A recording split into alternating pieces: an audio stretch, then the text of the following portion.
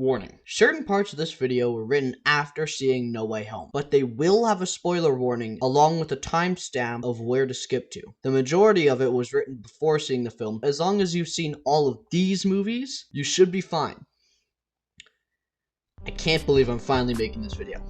Spider-Man is easily the most popular superhero at the moment, and for obvious reasons. We got Spider-Man No Way Home, Spider-Man Across the Spider-Verse, Marvel's Spider-Man 2, Marvel's Avengers Spider-Man DLC, and he's even in Fortnite. It's Spider-Man! Fans are going crazy while waiting for No Way Home to come out so they can see their favorite villains return along with Tobey and Andrew to team up with Tom. And yes, I'm writing this before seeing No Way Home, so I don't know for sure if they're in it, but I hope so. Now, you may be thinking, geez, a whole video about the entirety of Spider-Man? This'll be a doozy.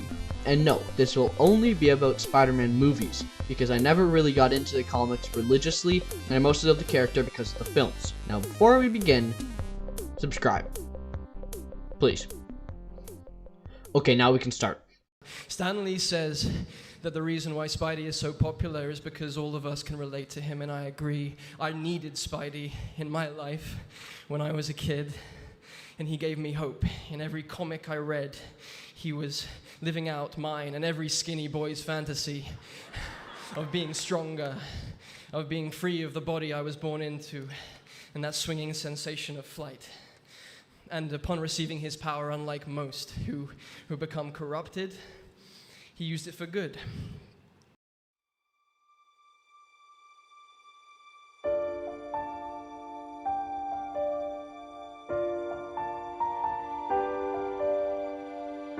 Spider-Man is pretty much universally loved by everyone. It doesn't matter which version of him from the comics, films, or TV shows is your jam. As long as you love a version of the webhead, you love him. Besides every Spider-Man being good, yes, every one of them is good. I don't care how much better some are than others. They are all very good movies. There are many reasons for this character's undying love. Now, I won't be spoiling which version of him along with which Spider-Man movie is my favorite until near the end of the video. The reason I think Spider-Man is loved isn't because he's the strongest, the fastest, or the smartest. It's because of how relatable he is. How relatable this fictional web-slinging superpowered hero is. It's hard to relate to Iron Man, Batman, Superman, or any other hero because the only things you're shown are them beating up bad guys or saving civilians or breaking the sound barrier while flying through the sky. You never see them trying to juggle multiple jobs so they can pay their rent, or thinking about what they're gonna eat for dinner while beating up bad guys. And yeah, I know this has been proven countless times by bigger, better YouTubers and bigger, better videos, but this is important. It's part of Peter's character. He has personal problems outside of saving the city. The also fact that he never kills, like Batman, but more subtle, and mostly focuses on the smaller crimes like theft or assaults instead of only huge end-of-the-world threats like other heroes do. Hence the title, Friendly Neighborhood Spider-Man. Just all add up to a lovely, complex, and likable character. And yes, I do wish that they showed Spidey swinging around helping small local issues more, like they do at the beginning of TASM 2 or Homecoming, but it's not too big of a deal. Now, all this is fine and dandy, but we can't talk about all the Spider-Man wackiness until I touch on where all of this started.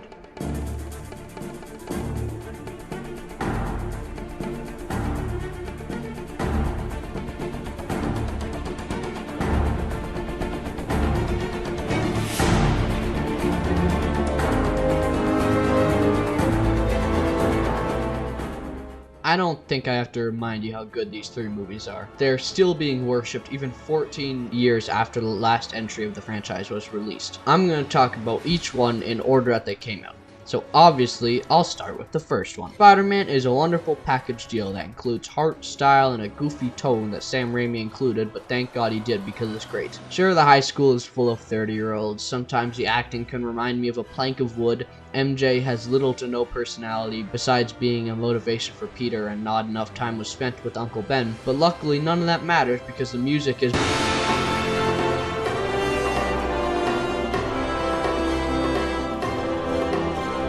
Aunt May is easily the best in the Raimi movies just because of how wise and human she is. Green Goblin is so much fun to watch, and was blessed to have William Dafoe play him. Even if the reflection scenes are very goofy, wacky, and just kind of quirky, I especially love the final battle scene. It's so brutal and painful to watch.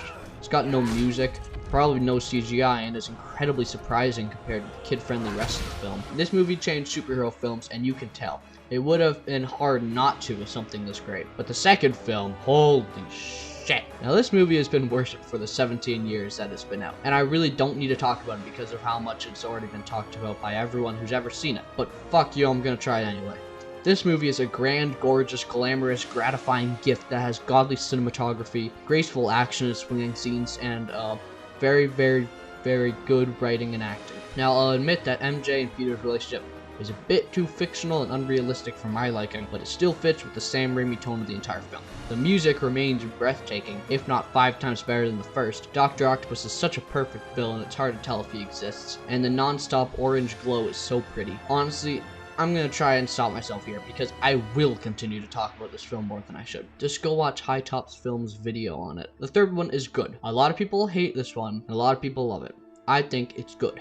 Sure, the Venom stuff would be better if it wasn't in it, but besides that, it's better than a lot of people say. Sandman is a good villain that focuses more on the apathetic side of being a bad guy in this trilogy, and has some really cool scenes with the whole sand stuff. I only wish there was more of him, to be honest. Harry Osborn turning into Green Goblin is handled pretty well, and the costume could have been good, but I guess it's alright.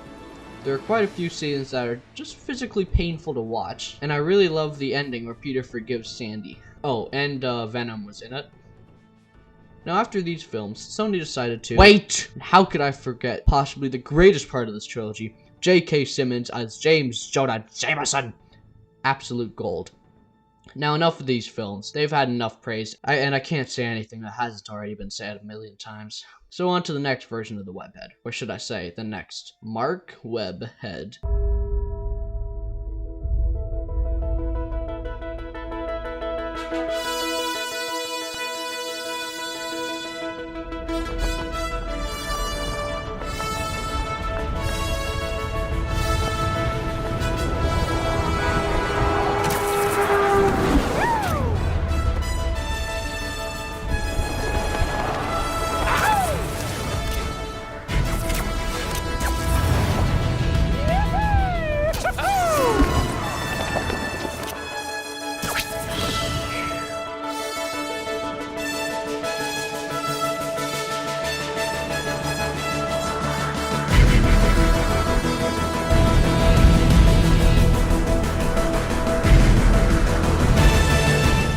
The Amazing Spider-Man and The Amazing Spider-Man 2 get so much fucking hate, and I'll never know why. Everyone seems to hate the living shit out of Andrew Garfield and Mark Webb's take on Peter Parker, and I just don't know why. I'll admit that sometimes Peter can be a bit of an ass, and the dark gritty take on him in the first movie doesn't work like at all, but I can justify why neither of those are things you should get mad at, nor hate Mark or Andrew for. Imagine you're a 17-year-old teen that has no friends in high school and knows how to operate a camera. Would you walk around dressed like this? No, you'd probably just try to blend in by wearing normal clothes, skating, and having cool hair. Sure, you might be a nerd, but you're not gonna show that. Instead, you just sit in the back of the class listening to rock. Now imagine you get superpowers and your father figure dies. I can assure you that a teenager would not have immediately gone from vengeful idiot to heroic savior. This is why I love this version of Peter. He looks, feels, and acts like a real person. I could easily believe that this guy lives down the road from me or takes the same subway I do every day. Mark Webb doesn't only work his magic on Peter though. Look at Gwen, Uncle Ben, Aunt May, Kurt Connors, even Gwen's dad. All have such believable personalities that the way they talk and move all look so human. Peter and Gwen are awkward as hell together when they first start talking. You want to, I don't know. Want to what? I don't know. Just,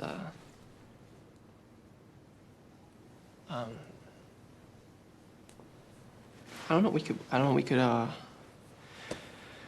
or we could do something else, or we could, if you don't, I mean, like, we could, Yeah. yeah? Yeah, either one. Really? Sure. Okay, alright, good. Sounds good. Okay. I can't right now. I'm so busy right now. Me too. Oh. But, maybe, Yeah, just, some other. time. All right. Okay. Bye. Alright. Uncle Ben and Aunt May argue about where to keep bowling trophies.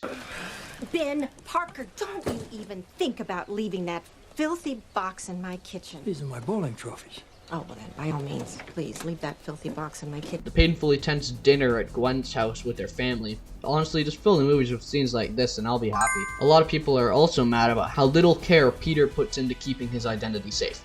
But remember that he's a fucking 17-year-old. Of course he trusts this girl he had a crush on with something as big as that. Of course you wouldn't think it's as important as Toby's version does. His girlfriend and aunt keep getting kidnapped because of him. I also want to mention how well done this scene with the kid in the car dangling from the bridge is. I love how Peter takes his mask off to comfort him and then tells the kid to put it on because it makes you strong. I definitely prefer the origin story in The Amazing Spider-Man. It takes about half the movie for Peter to become Spider-Man, but it really doesn't feel like it took that long because the characters interacting is just as, if not more fun to watch than the fight scenes. Alright, I've got to talk about Andrew Garfield. This guy definitely enjoyed playing and just generally loves Spider-Man more than Tobey or Tom. I think this might be the most incredible day of my life, and I've always wanted to be at Comic-Con in Hall H as Spider-Man with all of you guys. It's always been a dream of mine. Alright. So thanks for having me. You have no idea how much this means to me. Not only did he easily capture the most comic accurate personality of Peter, but he also played the most believable and realistic teenager. No, Tobey is the most comic accurate Peter Parker. He looks like him, and he talks like him, and he— Shut up!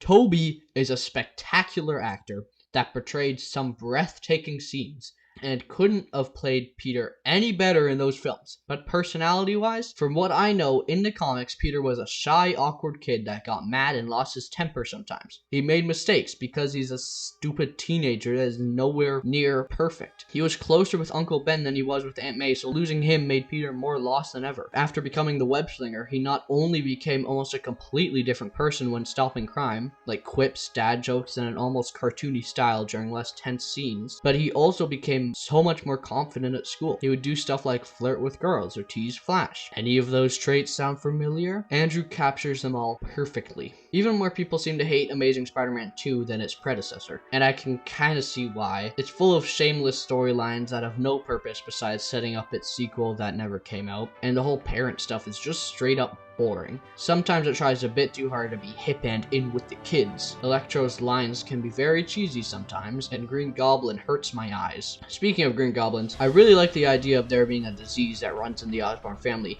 but I feel like Norman Osborn lived to be at least like 50. And if that's so, then there's no sense of urgency for Harry to find a cure. He's got like 30 years. I actually really like Electro. I enjoy the idea of some poor guy that never gets a break to become completely obsessed with the only person who's ever told him he matters. And then get pissed at Spider-Man when Electro feels like Spidey's hogging all the fame. Also, the visuals are absolutely jaw-dropping in any fight scene with him in it. Along with Spider-Man's vibrant red suit, it makes a beautiful contrast that's so visually satisfying. In fact, this whole movie is flaring with vibrant and somewhat sexy colors. I'm sorry, but I can't imagine scenes like this being nearly as good with the original yellow look that No Way Home seems to have. By the time I'm writing this, I haven't seen it yet, so who knows. I'm gonna read off script right now. By the time I'm recording this, I have seen it, and I can tell you the yellow does not look as good as the blue. Besides the obvious perfect chemistry between Gwen and Peter in these films, I actually find any scene where Peter is talking to someone super entertaining. If it's Harry, May, Gwen, Max, or even Rhino, I love watching them talk. I don't know what it is, but Andrew just makes talking scenes feel so real, and I adore him for it.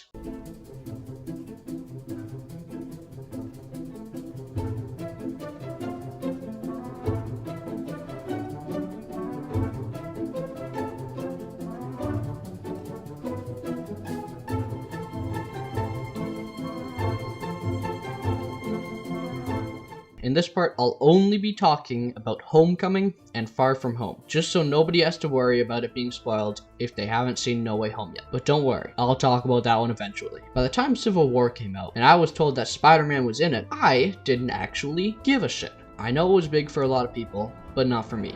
After seeing Civil War for the first time, I actually really liked Tom Holland as a webhead. I liked how much younger he was, and how they just skipped the whole Uncle Ben origin stuff. I liked the new suit, and I liked how young and naive he was. Then Homecoming came out, and I liked that movie too. That movie kind of made me decide that Tom Holland was my favorite. His acting was great, The Vulture was creepy, and Michael Keaton was such a perfect fit for the character, and it was just an all-around good time. There really isn't much to say about Homecoming. It was a nice new take on Spider-Man that was my favorite for a while. And then Far From Home came out. And I hated it. Except for the fact that I actually thought it was the best live-action Spider-Man film. Don't get mad at me, please. I know Spider-Man, Spider-Man 2, Spider-Man 3, The Amazing Spider-Man, The Amazing Spider-Man 2, and Homecoming are all better, but I liked it, okay? Yes, I liked it. I really liked Far From Home, and I still do.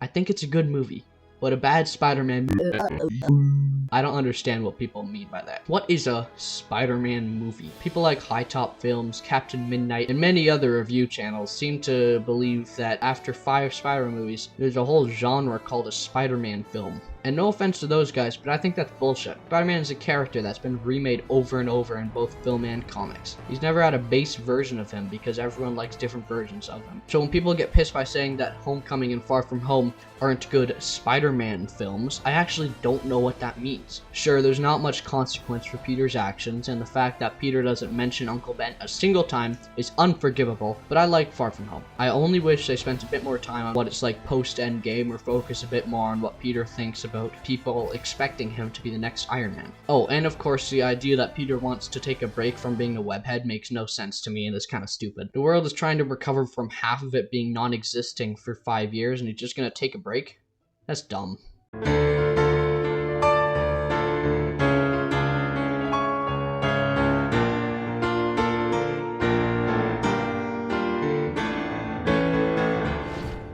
Villains are a big part of a Spider-Man movie. They're the baddie, the obstacle, the hero's next biggest threat. Luckily, all of the villains are good in Spider-Man. Well, except for Venom and the other Green Goblin. The real Green Goblin, though, amazing acting, super fun to watch, perfect first threat for Tobey's Spidey to face. His powers are a bit vague, and there isn't really a reason for him to wear the Goblin mask, but he just kind of does. But it's fine. Dr. Octopus, absolutely amazing. Classic. The Orange opened so many opportunities for cool fight scenes, and Sam Raimi definitely took advantage of that. By perfectly mixing CGI and the real deal, the character is so sweet to watch at first, and then so fun to watch when he's evil. His intentions aren't even technically evil, he's just trying to make a renewable energy source for the world. I'll never not love how he sacrifices himself to save New York after help from Peter's wisdom that he gained from both Otto himself and Aunt May. Sandman could have been up there with Doc Ock and Goblin if he didn't have to share the screen with Goblin Jr. and Venom. His intentions were enough to make us feel bad for him, and Peter forgiving him at the end is beautiful. Goblin Jr. had some big shoes to fill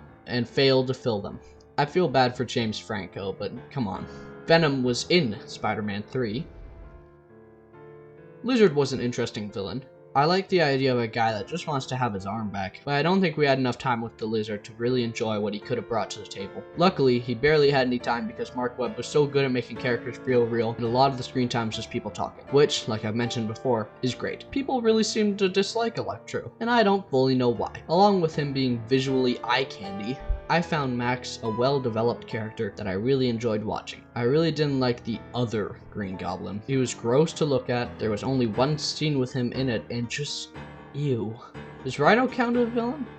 I don't know. I thought it could be cool to see them fight. It's a shame we never saw it. I do kinda like the suit though. Vulture is a really cool film. Besides the car scene showing us just how terrifying Michael Keaton can be, I think he had a good motivation, some good fight scenes, and just a lot of fun to watch. Mysterio was definitely the best Spider-Man villain we've gotten since Dr. Octopus, and I love everything about him. Even though it was obvious, I think the plot twist was really well done, and do I even need to mention the abstract projection scene? Jake Gyllenhaal was a lovely choice, and the fact that his only motivation was to be just as loved as the other heroes is very unique and fits well into the MCU.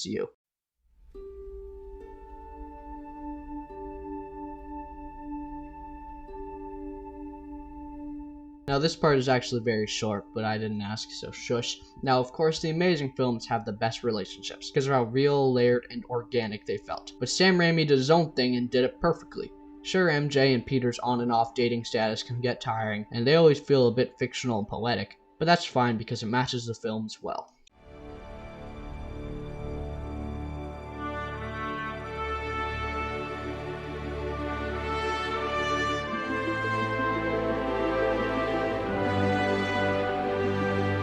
Now I think the suit that the web slinger's wearing is very important. Not only does it give a first impression for anyone that's seeing them for the first time, but it's what you see him running around in the whole time. So if it looks bad, it may ruin the viewer's experience. Here's my list of suits from least favorite to favorite. Wrestling suit. I know this one's supposed to look shit, but it still does, so I'm putting it here. Night Monkey. It's entirely fucking black. How is this a Spider-Man suit? Iron Spider. The colors are off, the metallic texture doesn't work for me, and it's way too overpowered. Homemade suit. It's cool and creative, but there's also nothing really going on to make me go, ooh. Symbiote suit. I like the evil look to it, and I know it's not supposed to look colorful, but I'm judging these on how good they look, so it's here. Raimi suit. I know this is controversial, but I've always thought the suit looks stiff and inflexible, and the silver webbing isn't really my jam. Inside Out suit. It's okay. It's obviously only in No Way Home to sell more toys or whatever. Upgraded suit. It just doesn't do it for me.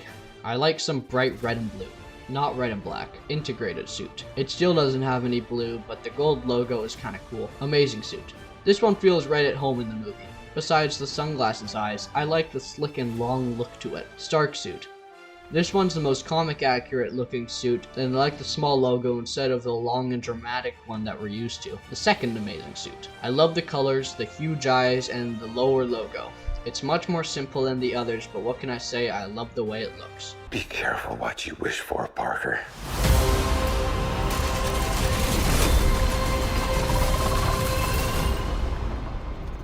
Hello, Peter.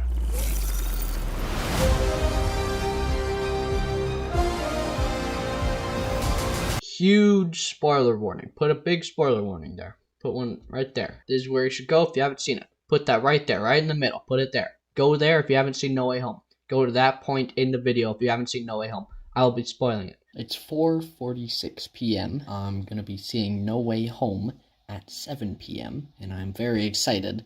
I've been waiting for this movie for a very long time. I'm very sure that Andrew and Toby are in it. I haven't seen it yet, so this isn't a spoiler. I'm just very sure that they're in it because of all the leaks and stuff. It just seems like it's in it. It feels like they'll be in it. But I'm super excited. My main worry is that they don't handle the villains well. I want the villains to be just as... I want them to transition naturally feeling from the movies that they're in, like originally, into this one. And if that doesn't happen, I'm gonna be sad. But it's the highest rated on Rotten Tomatoes. It's like 97%, I think. So it's the highest rated Spider-Man film ever, I think, unless Spider-Man 2 is a higher one on Rotten Tomatoes. I don't know. Obviously, Spider-Verse is, I think, the best movie ever. So I doubt it'll be better than Spider-Verse. I hope it'll be better than Spider-Man, The Amazing Spider-Man 2. But, I don't know. We'll see. I'll try and record me talking about it after I saw it, but this is me before, like a bit before I see it, and I'm very excited. I've been thinking about it all day, all week, actually. I have been told to bring tissues. Apparently it's, like, really sad. I didn't even cry in Endgame. I have, like, a freaking cold, frozen heart. So, I probably won't end up crying anyway, but apparently it's sad enough to make someone cry. Alright. Back to you, future me. That was me, a few hours before seeing Spider-Man No Way Home. This was me the day after seeing it.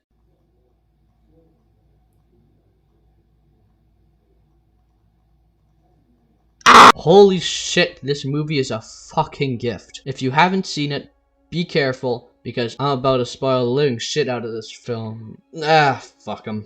I was so worried that they would unnaturally plop the villains from their original movies into this one without properly keeping their characteristics. They made every single one feel natural and clear about where in time they're from. I was scared that they wouldn't spend enough time on how Peter Parker would react to the entire world knowing his secret. They spent the perfect amount of time on how Peter and the world would react. They didn't spend too much time on it, nor too little. I was terrified that the villains would only be there to punch and be punched, instead of them actually talking and reminding us that these are actual deep and developed characters. This movie answered the age-old question of what would happen if the hero and the villain just sat down and talked. We get so much time with the villains, and I love every second of it. I was afraid that the comedy would be more quantity like Far From Home and less quality like Spider-Man 2. The humor is great and improves tremendously when Toby and Andrew show up, while still being dramatic and quiet at times that they needed to be dramatic and quiet. I was anxious that the original practical effects would be entirely replaced with normal Marvel CGI gray and boring slushiness. Yeah, most of it is green screen or CGI, but a lot of this movie is actually extremely pretty and satisfying to look at. I was fearful that nothing would happen in this movie that actually changes Peter, that there wouldn't be any ballsy scenes or any consequential events. I'm so impressed by the ending that I still refuse to believe that it was written by the same people who made Iron Man's death a short gag and Far From Home. Killing off May actually surprised me, and although I didn't cry, it was still a very emotional scene and very well done. Along with hitting the reset button and making Tom Spider-Man start at the beginning, living in his own apartment, struggling with money, and wearing his own homemade suit. This movie should not be as good as this. There's way too much fan service, story arcs, villains, and more to be an even decent movie. It manages to take them all and make them into a piece of art. Now I'm gonna stop dancing around it. You know what I'm gonna talk about next. I know what I'm gonna talk about next. So I'm just gonna talk about it next. Andrew Garfield and Tobey Maguire. Holy fuck. I was 95% sure that they were gonna be in it. All the leaks and rumors were just too consistent to be fake, but here's what I was almost certain was going to happen. Okay, imagine this. Tom Holland's Peter tries to take down all the villains at once for the big final battle. It's a tough fight, and Peter is obviously losing. But then Doctor Strange sees that Peter needs some help and decides to reach into the multiverse and pluck out Tobey and Andrew. Maybe they would chat for like a minute about how they're all Peter Parker, but then quickly get back to fighting. Eventually they would win and then leave and blah blah blah at the end. That's how I was very sure it was going to go. And probably wouldn't even be disappointed if it went like that. I would still have had a blast. I am infinitely happy that they brought them in so early. It gave them time to chat about web shooters, bicker about villains, relate to each other's losses, and learn to work as a team. I love the callbacks to every other Spider-Man film.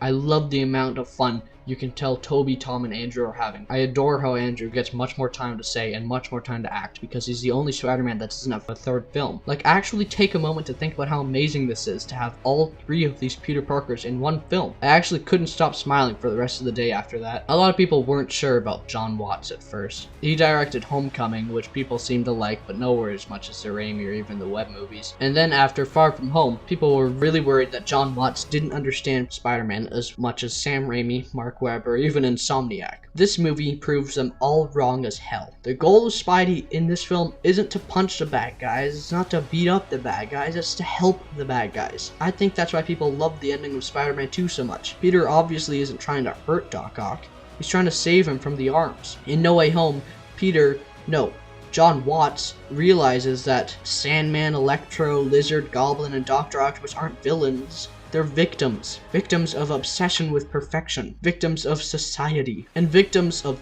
evil businessmen. No Way Home isn't about Peter trying to do what's best for him. That would be letting Doctor Strange kill them all by sending them back to their timelines. No Way Home is about Peter trying to do what's best for these villains, these anti-heroes, these baddies, these rapscallions, these shenaniganizers. These victims. This is spectacular. This is what Spider-Man is all about. Peter knows that these victims don't have to die despite what Doctor Strange tells them. He knows that he can change them, save them, send them home. No Way Home isn't about Peter having no way home, no way back to where it was before. This is about Peter trying to send the villains home. Even though, from the looks of it, for the villains, there is no way home. That is Spider-Man. I love that.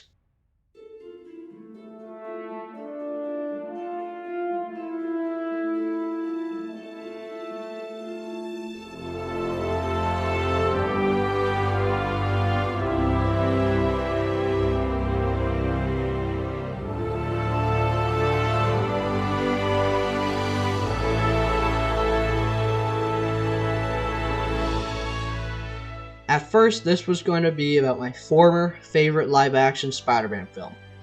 But after seeing No Way Home, well, I can no longer say that The Amazing Spider-Man 2 is my favorite live-action Spider-Man movie. That's right, The Amazing Spider-Man 2, the bad one. The one with shitty pop songs. The one that tries to make you care about Peter's parents. The one where the Green Goblin looks like an average Xbox player. The one that has the line, "Don't you know I'm Electro?" The one that starts the film with the best Spider-Man opening yet. The one that starts with a montage of Spidey going around being the friendly neighborhood Spider-Man that we all know and love. The one that has him help a little kid being bullied fix his science project and walk him home. The one that makes Peter and Gwen talking not something you have to watch, but something you get to watch. The one that has the most vivid and glaring colors you can imagine in scenes that don't really need them. One of the only films that almost made me cry. That's right. Like I said in this video, the only thing that's ever made me cry while watching was Adventure Time's ending. Well, Gwen's death scene got me closer than anything else, even Endgame. And it's because I'm watching characters with such good writing and acting that they seem as real as can be. I mean, Andrew's acting in the scene reminds me of all the moments that Gwen and him have had together, and it makes me look from his point of view, and Jesus Christ, man. This is a good movie. This is a great movie. This is my favorite live-action Spider-Man movie. Spider-Man No Way Home. I'm sorry to Asm too, but No Way Home really is just too perfect. If you haven't seen No Way Home, go see it. If you did, let me know what you thought of it in the comments below. Oh, but if you spoil it, I will have to remove the comment. Anyway, stay safe, stay well, but most importantly, subscribe to me, to my channel. Hit the red subscribe button. If it's red, then make it not red. Kill the red. Like Night Monkey. Like the suit Night Monkey. Just get rid of the red by making it gray, by clicking it, and give me your subscription. It'll be mine and I'll have it. And then I'll be satisfied. Oh my god, this recording is 37 minutes long. Okay, goodbye.